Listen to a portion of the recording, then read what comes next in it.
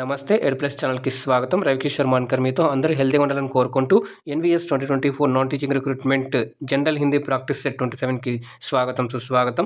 చాలామంది కూడా సార్ మాకు జనరల్ హిందీ తెలుగులో ఎక్స్ప్లెయిన్ చేయని చెప్పేసి రిక్వెస్ట్ చేయడంతో నేనైతే చేస్తున్నాను ఈ సిరీస్.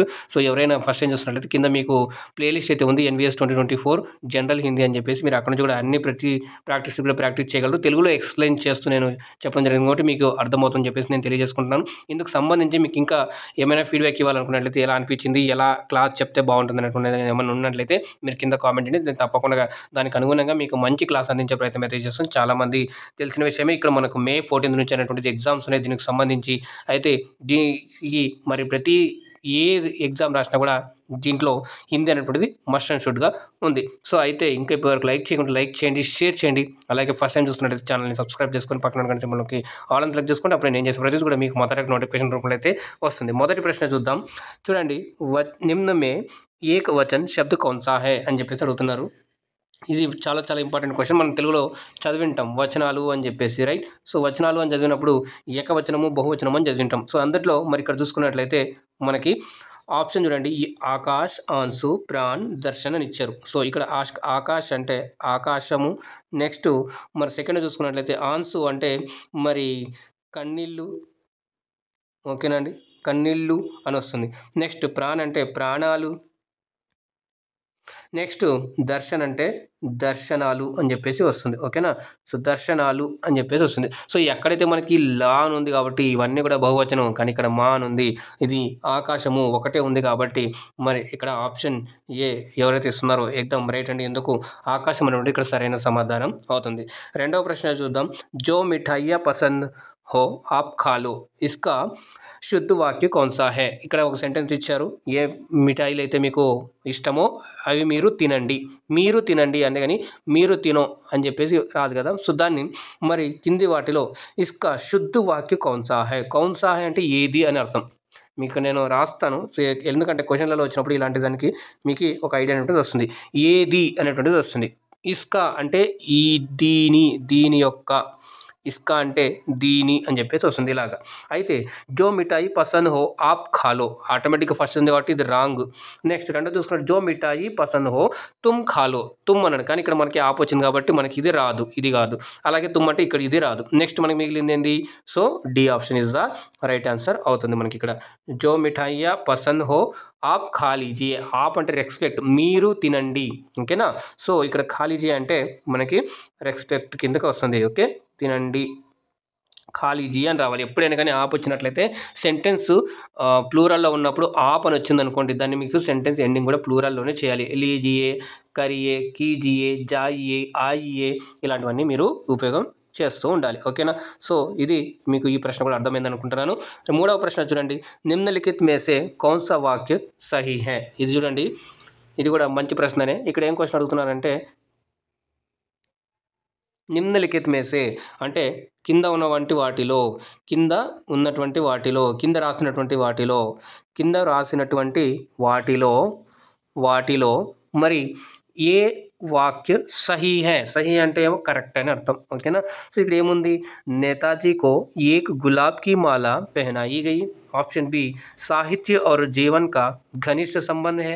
ऑप्शन सी वर्षा में न जाने कितने बेशुमार जीव उत्पन्न होते हैं. ऑप्शन डी उस पतिव्रता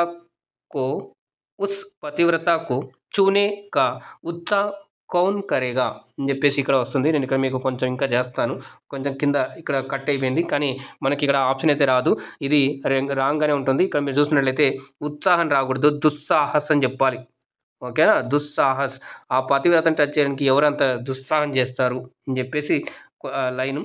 నెక్స్ట్ వర్షమే నా జానే కితనే, ఈ బేషుమార్ అనేటువంటి అర్థానికే ఇక్కడ అర్థం ఉంది, నా జానే అనేటువంటి అర్థమే. ఒకే వాక్యంలో 2 సార్లు ఉపయోగపడదు కాబట్టి మనకి ఇది కూడా రాంగు, ఇది రాంగు. మళ్ళీ మిగతాది మిగిలింది. సాహిత్య और జీవన్ కా ఘనిష్ట సంబంధ హే అంటున్నాడు. సాహిత్యము మరియు జీవితం యొక్క ఒక అవినాభావమైన సంబంధం ఉంది అని చెప్పేది అంటారు, ఇది రైటు. అయితే ఇంకొకటి కూడా మనకు పైన సెంటెన్స్ ఉంది, అది కూడా చూద్దాం. నేతాజీకో ఏక్ గులాబ్ కి మాలా పెహనాయి గయి. అయితే దీని అర్థం ఏమవుతుందంటే నేతాజీ గారికి ఒక పూలమాల దండ వేశారు అని చెప్పేసి ఉండాలి. కానీ ఇక్కడ అర్థం ఏముంది అంటే ఏక్ గులాబ్, ఒక గులాబీ, ఒక గులాబీ. కానీ మనకేం రావాలి? ఒక గులాబీ మాల అంటే గులాబీ యొక్క ఒక మాల ధరించారు అని చెప్పేసి రావాలి. అంటే అప్పుడు ఏం చేయాలంటే ఈ ఏక్ అనేటువంటిది ఇక్కడ ఉపయోగపడాలి. ఏక్ మాల అని చెప్పేసి ఇక్కడ గులాబ్‌కి ఏక్ మాల పెహనాయి గయి అనేటువంటి వచ్చినట్లయితే అప్పుడు అది కరెక్ట్ అవుతుంది. అయితే మనకి ఇక్కడ ఆప్షన్ మటుకు ఇక్కడ ఎవరైతే మరి బి ఆప్షన్ ఇస్తున్నారో ఎగ్జామ్ కూడా ఇది రైట్ అవుతుందండి. మనకి ఇక్కడ ఇది రైట్. ఓకే. నెక్స్ట్ ప్రశ్న చూద్దాం. 4వ ప్రశ్న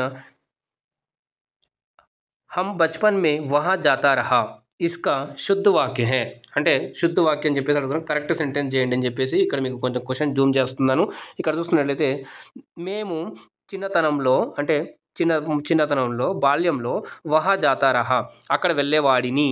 ఉస్కా శుద్ధ వాక్య హై మేము చిన్నతనంలో అక్కడ వెళ్ళేవాడిని. ఇదేమైనా మీకు కరెక్ట్గా అనిపిస్తుందా? సో ఇది రాంగ్ అనిపిస్తుంది కదా. సో అందుకనే దీని యొక్క కరెక్ట్ సెంటెన్స్ ఏందని అడుగుతున్నారు.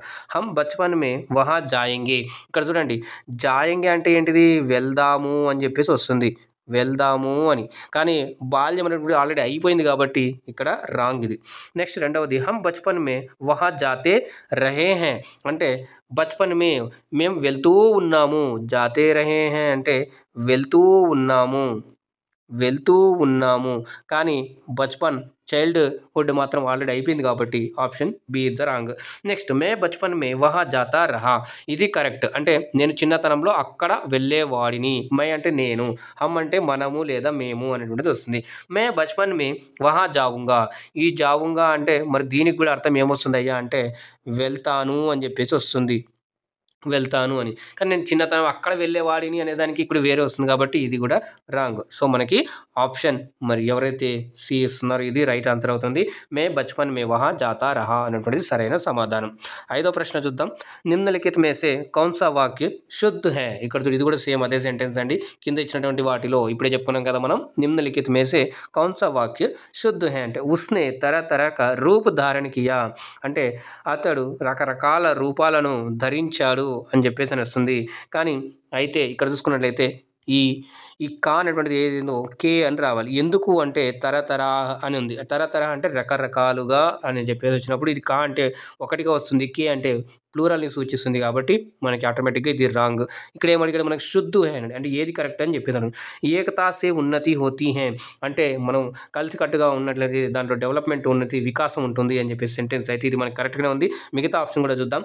వహ్ సజ్జన్ వ్యక్తి హై చూడండి ఇక్కడ యాక్చువల్గా సజ్జన్ అంటే ఒక మంచి వ్యక్తి అని అర్థం వస్తుంది. మంచి వ్యక్తి సచ్చరిత్ర మంచి వ్యక్తి అని. కానీ ఇందులోనే ఉంది కదా. సో ఇక్కడ వ్యక్తి అని మళ్ళీ వచ్చింది కాబట్టి ఇది రాదు. ఓకే ఇది కట్ అయిపోయింది. నెక్స్ట్ వహ్ ఆరోగ్య హో గయా ఇది కరెక్టే ఉంది. కానీ దీని యొక్క కరెక్ట్ సెంటెన్స్ శబ్దం ఏముండాలంటే ఇక్కడ స్వాస్థ్య అని చెప్పేసి ఉండాలి. ఓకే స్వాస్థ్య హో గయా అని చెప్పేసి ఉంటుంది ఎప్పుడే కానీ వహ్ ఆరోగ్య హో గయా అని ఉండదు. ఎప్పుడే కానీ వహ్ స్వాస్థ్ హో గయా అని చెప్పేసి హెల్దీ అయ్యాడు అని చెప్పేసి ఉంటుంది. సో ఇక్కడ ఆప్షన్ ఇక్కడ చూసుకున్నట్లయితే B is the right answer అవుతుంది. ఓకే ఏకతా సే ఉన్నతి హోతీ హై అన్నప్పుడు ఇక్కడ రైట్ ఆన్సర్. నెక్స్ట్ 6వ ప్రశ్న చూడండి. అర్థకి దృష్టి సే వాక్యకి కితనే భేద్ హోతే హై సెంటెన్స్ గురించి అనమాట. ఇప్పుడు సో అర్థం అంటే ఇది మీరు నెంబర్ గుర్తుపెట్టుకోండి. మనం నిన్నటువంటి వీడియోలో మనం మాట్లాడుకున్నాం రచనకే ఆధార పర్ వాక్యకే భేద్ మనం 3 రకాలని చెప్పుకున్నాం. దాంట్లో సరళ వాక్యము, సంయుక్త వాక్యము, మిశ్ర వాక్యం అని చెప్పేసి ఇక్కడ అర్థకి దృష్టికి అంటే అర్థం యొక్క ఆధారంగా మరి సెంటెన్స్ వాక్యం ఎన్ని రకాలు అని చెప్పేసి ఇక్కడ అడుగుతున్నారు. 3, 5, 8, 9 అయితే ఇందుకు మరి ఎవరైతే ఇక్కడ 8 అని ఇస్తున్నారో సి ఇస్తున్నారో ఏదం కూడా రైట్ అండి. సో ఇక్కడ 8 రకాలుగా అనేటువంటిది ఉంది. ఇందులో మనకి నెగటివ్ సెంటెన్స్, ఇంట్రాగేటివ్ సెంటెన్స్ ఇలా ఉంటాయి కదా. ఇట్లాగా హిందీలో కూడా మనకి ఈ ప్రశ్నవాచక వాక్య, విధానవాచక వాక్య, ఆశ్చర్యవాచక, విస్మయాదివాచక వాక్యం ఇలాగా మనకు మొత్తం 8 రకాల వాక్యాలు అనేవి ఉంటాయి. సో మీరు జస్ట్ ఈ క్వశ్చన్ అడిగితే ఇలా నెంబర్ అంటే మీరు గుర్తుపెట్టుకోండి. దీంట్లో మనం ఎటువంటి ఏం చేంజ్ చేయలేమండి. ఓకేనా. సో మీరు ఇలా గుర్తుపెట్టుకున్నట్లయితే ఆప్షన్ మనకి ఇక్కడ C is the right answer అవుతుంది. నెక్స్ట్ 7వది చూసుకున్నట్లయితే హిందీ వర్ణమాల మే కుల్ కితనే వర్ణ హై. నేను ఇక్కడ ఇంకా ఎక్స్ప్లెయిన్గా చెప్పాలని చెప్పేసి క్లియర్గా డీటెయిల్ ఇవ్వాలని చెప్పేసి అనుకుంటాను. కానీ టైం చాలా అవుతుంది. మీకు టైం పర్వాలేదు సార్ మాకు కాన్సెప్ట్ క్లియర్ అయితే మంచిది మాకు చాలా బాగుంటుంది అన్నట్లయితే మీరు ఏమైనా కామెంట్ చేసినట్లయితే నేను తక్కువ క్వశ్చన్స్ ఇచ్చినా కూడా ఆ యొక్క క్వశ్చన్ని క్లియర్గా ఎక్స్ప్లెయిన్ చేస్తాను. కాన్సెప్ట్ అనమాట క్లియర్ చేసే ప్రయత్నం అయితే చేస్తాను. సో మీ గురించి ఆలోచించి నేను కాన్సెప్ట్ని జస్ట్ కొన్ని మాత్రమే ఇస్తున్నాను. మీకు ఇంకా కావాలన్నట్టు చెప్పినట్లయితే మీ ఫీడ్బ్యాక్ తప్పకుండా ఇవ్వండి. నేను దానికి అనుగుణంగా మీకు మంచి క్లాస్ చేస్తాను. సో హిందీ వర్ణమాల మే కుల్ కితనే వర్ణ హై అంటే హిందీ వర్ణమాల ఉంది కదా, దాంట్లో మొత్తం ఎన్ని అక్షరాలు. వర్ణ అంటే ఇక్కడ అక్షరం అని చెప్పేస్తుంది వస్తుంది, గుర్తుపెట్టుకోండి. అక్షరం అని వస్తుంది, అలాగే వర్ణము అని వస్తుంది అంటే రంగు నుంచి వస్తుంది, అలాగే వర్ణ అంటే ఒక జాతికి సంబంధించి దాంట్లో కూడా అని కూడా అది కూడా వస్తుంది దీంట్లో ఒక రకంగా నాకు తెలిసి. సో ఇది చూడండి. అయితే ఇలాగా మనం గుర్తుపెట్టుకున్నట్లయితే కితనే వర్ణ, కితనే అంటే ఎన్ని అని చెప్పేసి మీరు గుర్తుపెట్టుకోవాలి. ఎన్ని అని చెప్పేసి గుర్తుపెట్టుకోవాలి. మొత్తము, కుల్ అంటే మొత్తము. మీరు ఇది గుర్తుపెట్టుకున్నట్లయితే ఎగ్జామ్లో కనిపిస్తే మీరు ఈజీగా దీన్ని చేయగలరు. ఓకే, హిందీ వర్ణమాల, హిందీ మనకి ఏదైతే వర్ణమాల అందులో 53 ఇక్కడ 53 అని 2 పడింది, 49 33. కానీ మన ఆప్షన్ ఇక్కడ సరైన సమాధానం వచ్చేసి option A is the right answer అవుతుంది. యాక్చువల్గా అంటే ఇక్కడ 52 ఉండాలి.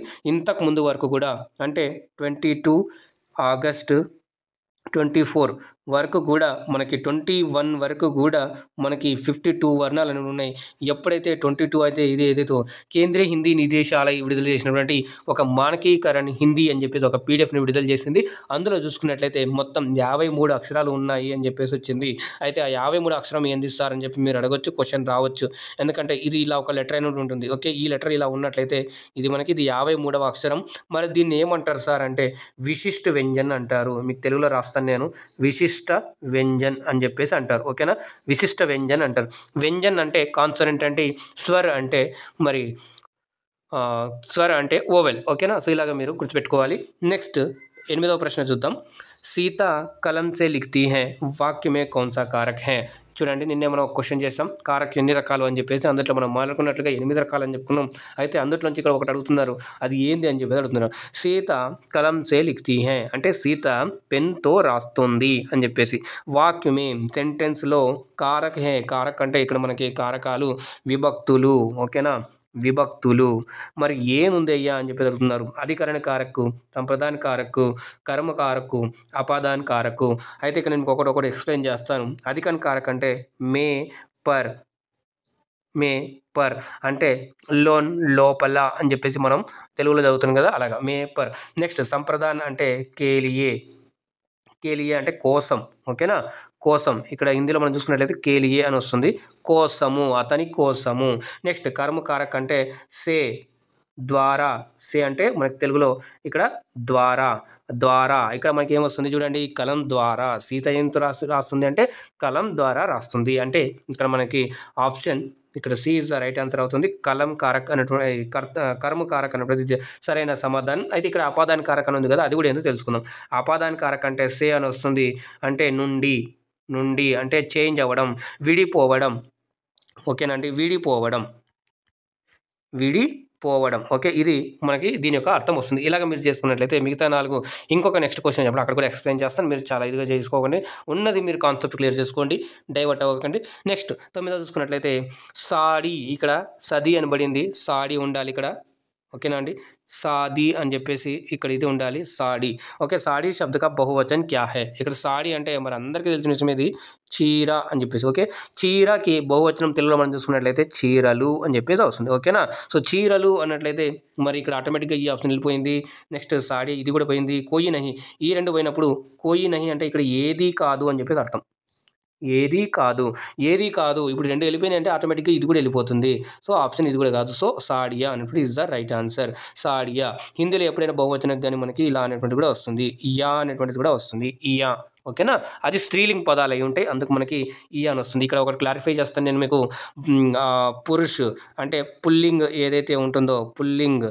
ఓకే, పుల్లింగ్ శబ్దాలు ఏవైతే ఉంటాయో అందుట్లో బహువచనాలు వస్తే పుల్లింగ్ బహువచనము ఎప్పుడు కూడా ఏముంటుందంటే ఏ అనేటువంటిది వస్తుంది. ఓకే, ఏ అనేటువంటిది ఉంటుంది, ఏ. నెక్స్ట్ స్త్రీలింగ్ బహువచన్, స్త్రీలింగ్ బహువచనం చూసుకున్నట్లయితే మనకి ఎప్పుడు కూడా మనకి ఇయా, ఇయా అని చెప్పేసి వస్తుంది, ఇయా. ఓకే, ఇలాంటివి వస్తాయి. నెక్స్ట్ 10వ ప్రశ్న చూద్దాం. కౌన్సా శబ్ద బహువచన హే ఇక్కడ చూడండి వచనాలకు సంబంధించి ఏ శబ్దము కింద ఇచ్చినటువంటి ఏ శబ్దము మరి ప్లూరలు అని చెప్పేసి అడుగుతున్నారు. మరి ఇక్కడ 4 ఉన్నాయి. రాధా, దిన్, దర్శన్, పాణి. ఇంతకుముందు నేను ఒక క్వశ్చన్ ఎక్స్ప్లెయిన్ చేసిన అక్కడ దర్శనాలు అని చెప్పేసి అన్నాను కాబట్టి ఇక్కడ option C is the right answer అవుతుంది. దర్శన్ అనేటువంటిది ఇక్కడ మనకి ప్లూరల్ అవుతుంది. ఓకే, సో ఈరోజు మొత్తం మనం 10 క్వశ్చన్లు అయితే చేస్తాం. ఇవి మీకు ఎలా అనిపించింది, అలాగే నా ఎక్స్ప్రెషన్ ఎలా అనిపించిందో మీరు కింద ఫీడ్బ్యాక్ రూపంలో కామెంట్ రూపంలో తెలియజేయండి. అలాగే లైక్ చేయండి, షేర్ చేయండి. యూస్ఫుల్ ఇన్ఫర్మేటివ్ అనిపించినట్లయితే, మీకు చాలా యూస్ అవుతున్నట్లయితే, అలాగే ఫస్ట్ టైం చూసినట్లయితే ఛానల్ని సబ్స్క్రైబ్ చేసుకొని పక్కన గంట సింబల్లోకి ఆల్ సెలెక్ట్ చేసుకోండి. అప్పుడు నేను చేసే ప్రతిదీ కూడా మీకు మొదట నోటిఫికేషన్ రూపంలో అయితే వస్తుంది. అయితే క్లాస్ అయిపోయిన వెంటనే మీకు ఈ పీడిఎఫ్ అనేటువంటి టెలిగ్రామ్ ఛానల్లో విత్ ఆన్సర్ కీతో పాటుగా పోస్ట్ చేయడం జరుగుతుంది. కాబట్టి మరి ఎవరైనా జాయిన్ కావట్లేదు కింద డిస్క్రిప్షన్ బాక్స్లో టెలిగ్రామ్ ఛానల్ లింక్ ఇచ్చాను. అక్కడ నుంచి జాయిన్ అయిపోయి మీరు ఫ్రీగా పీడిఎఫ్ డౌన్లోడ్ చేసుకొని మీ యొక్క ప్రిపరేషన్లో భాగంగా దాన్ని యూజ్ చేసుకోగలరు. అలాగే మీకు ఏమైనా డౌట్స్ ఉన్నట్లయితే కింద కామెంట్ అడిగినట్లయితే నేను దానికి తప్పకుండా మీకు రిప్లై ఇస్తాను. మరి చూస్తున్న ప్రతి ఒక్కరికి, కామెంట్ చేస్తున్న ప్రతి ఒక్కరికి కూడా పేరు ధన్యవాదాలు తెలుపుకుంటూ move forward with positive vibrations అండి. మీరు జాగ్రత్తగా ఉండండి, సురక్షితంగా ఉండండి. మళ్ళీ రేపు ఉదయం 10 గంటలకు కలుద్దాం. అందాక ధన్యవాదాలు. జై హింద్.